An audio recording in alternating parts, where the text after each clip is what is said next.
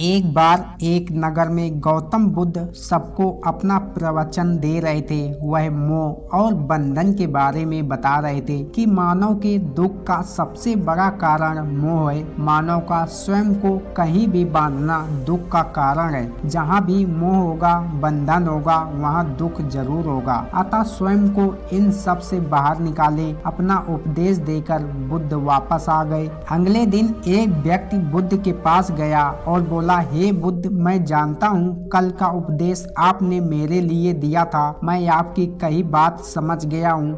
मैं अपने सारे बंधन तोड़ के आपके पास आया हूँ। सारे मोह छोड़कर कृपया मुझे अपने साथ रखें। अब मेरा मकसद केवल सत्य को अपनाना है। बुद्ध मुस्कुराए और बोले, तुमने कौन कौन से बंधन त्याग दिए हैं? व्यक्ति बोला, मेरे घर पर मेरे माता पिता हैं, मेरी पत्नी है और मेरा छोटा बच्चा भी है। मेरी पत्नी बेहद बीमार रहती है। मेरे जीवन में बहुत दुख था जब तक मैंने आपका उपदेश नहीं सुना था, लेकिन अब मैं समझ गया हूँ। मेरी पत्नी, बच्चे और मेरे माता पिता के बंधन से ही मुझे दुख है। मैं जब अपनी पत्नी को बीमार से कराते हुए सुनता हूँ, मुझे बहुत दुख होता है। मुझे कभी कभी लगता था काश यह मर जाए तो इसका दुख कम हो जाए। कभी कभी मुझे मेरा जीना भी व्यर्थ लगता है, लेकिन अब मैं समझ गया हूँ कि इन सब से जुड़े रहने के कारण ही मैं दुखी हूँ। इसलिए मैं सब कुछ छोड़ के आया हूँ। अब मेरे जीवन का मकसद है सत्य को जानना।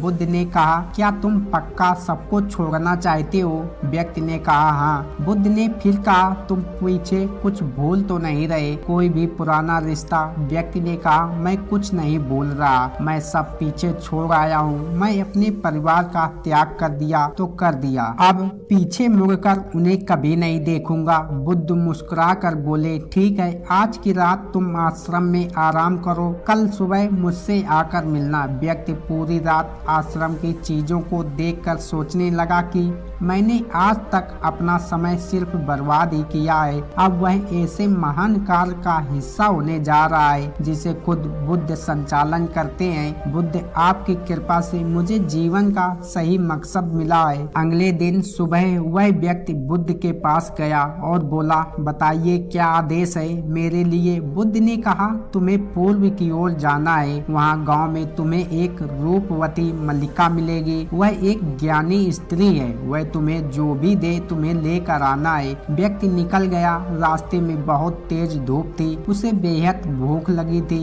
लंबा सफर तय कर चुका था और वह काफी थक गया था। वह व्यक्ति रास्ते भर सोचते गया कि अगर वह घर पर होता तो इस धूप में घूमने की जगह आराम कर रहा होता और मनपसंद भोजन कर रहा होता। और वह सोचते सोचते वह रूपवती मल्लिका के गांव पहुंच गया। वहां पहुंचते ही उसने रूपवती मल्लिका को देखा। वह बेहद खूबसूरत थी। वह उसे देखते ही रह गया। रूपवती मल्लिका ने व्यक्ति को देखा और कहा, आप अंदर आ जाओ। मुझे मालूम है आपको बुद्ध ने भेजा है। आपको भूख लगी होगी, मैं आपको भोजन परोस देती हूँ। उसने व्यक्ति को भोजन दिया। वह व्यक्ति एकदम हैरान हो गया। यह वही भोजन था जिसके बारे में वह रास्ते भर सोच रहा था। भोजन करते समय व्यक्ति की नजर रूपवती मल्लिका के पैरों पर गई। वह बेहद सुंदर थे और कोमल थे। रूपवती मल्लिका ने कहा, बुद्ध के चरण अत्यंत सुंदर हैं। उनके चरणों में जिसे स्थान मिल जाए उसे तब किसी के चरणों की जरूरत नहीं पड़ती। वह आदमी यह सुन अपनी नजरें नीचे कर लेता है। भोजन करने के बाद व्यक्ति ने सोचा, भोजन तो हो गया, थोड़ा आराम करने को भी मिल जाता तो अच्छा होता, लेकिन अब तो यहाँ से ऐसे ही जाना पड़ेगा। रूपवती मल्लिका ने कहा, आपने भोजन तो कर लिया, थोड़ी देर विश्राम कर लीजिए, मैं आपको पंखा कर देती हूँ। वह व्यक्ति सोचने लगा, यह कैसे संभव है? जो मैं सोच रहा हूँ वही चीजें हो रही हैं। यह कोई संयोग ही होगा। वह व्यक्ति चादर बिछाकर आराम करने लगा। रूपवती मल्लिका उसे वहीं बैठकर पंखा करने लगी। वह व्यक्ति चुप चुप कर रूपवती मल्लिका को बार बार देखता। वह कभी उसके चेहरे को देखता तो कभी उसके चरणों को। वह उसके शरीर की सभी आकृतियों को देखता और मन ही मन सोचता, कितनी सुंदर स्त्री है, एकदम शांत, सुंदर, प्यारी वाणी। इसे तो मेरी पत्नी नहीं होना चाहिए था। वह मन ही मन रूपवती मल्लिका के लिए कई सारी भविष्यवाणी बना चुका था। थोड़ी देर बाद उसे याद आया कि उसे वापस भी जाना है। रूपवती मल्लिका से उसने कहा, अब मुझे चलना चाहिए। जाते समय उस व्यक्ति ने सोचा एक बार रूपवती मल्लिका को फिर से ध्यान से देख लेना चाहिए, इतनी सुंदर स्त्री है। तभी रूपवती मल्लिका ने कहा, शरीर में कुछ नहीं रखा, इसमें तो मांस, मज्जा, हड्डी, रक्त इन सब का जोड़ है, इसमें कुछ भी नहीं रखा। यह सुन व्यक्ति घबराया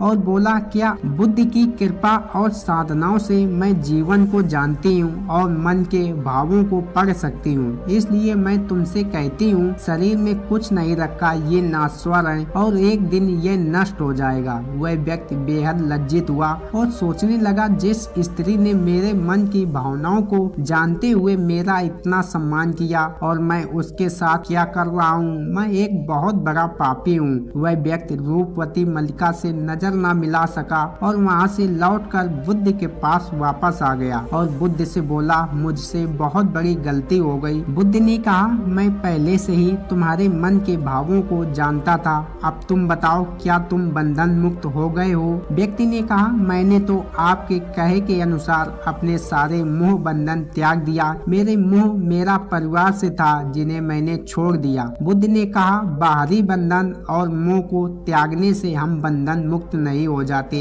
बंधन और मोह हमारे भीतर ही है, ना कि बाहर। इसलिए तुमने परिवार के बंधन को तो छोड़ दिया, लेकिन एक और बंधन बांधने चले थे, जिसके कारण आज तुम खुद को पापी समझ रहे हो। व्यक्ति बोला, बुद्ध आप सही कह रहे हैं, मैं बस अपनी पत्नी से पीछा छुड़ाना चाहता था। काफी वक्त से हम कभी साथ नहीं आए, वो बस बीमार रहती है और मैं कुछ ज्यादा कमाता भी नहीं हूँ, जिस वजह से मैं अपने परिवार की जिम्मेदारी से भाग रहा था, उनसे पीछा छुड़ाना चाहता था। और जब मैंने आपका उपदेश सुना तो मुझे लगा परिवार ही सबसे बड़ी बाधा है, उन्हें छोड़ने से सत्य की प्राप्ति होगी। लेकिन मैं गलत था, मैं समझ गया हूँ कि सत्य की प्राप्ति में सबसे बड़ी बाधा परिवार नहीं, मैं खुद हूँ। बुद्ध ने कहा, मैं जो भी कहता हूँ वो सब चीजें लोग अपने स्वार्थ अनुसार ही सुनते हैं। जहाँ उनका स्वार्थ नहीं, वहाँ वो उन बातों को नकार देते हैं। मोह, कामना, इच्छा, वासना,